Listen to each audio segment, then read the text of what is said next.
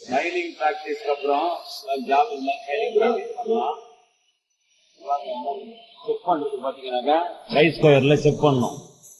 இது நல்லா பண்ணியிருக்காங்க. அதே மாதிரி 4 சைடு ஆல்சோ 90 டிகிரி வந்து 4 சைடாக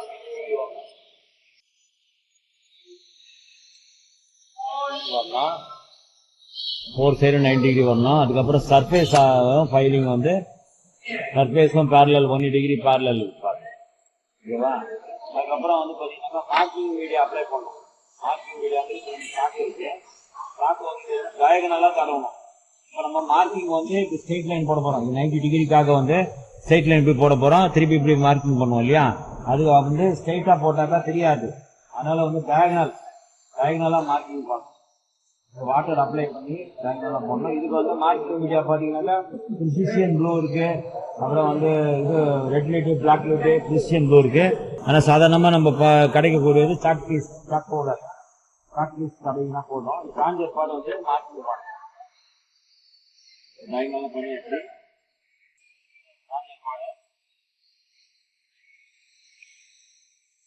இங்கே வாட்டர் இருக்காங்க.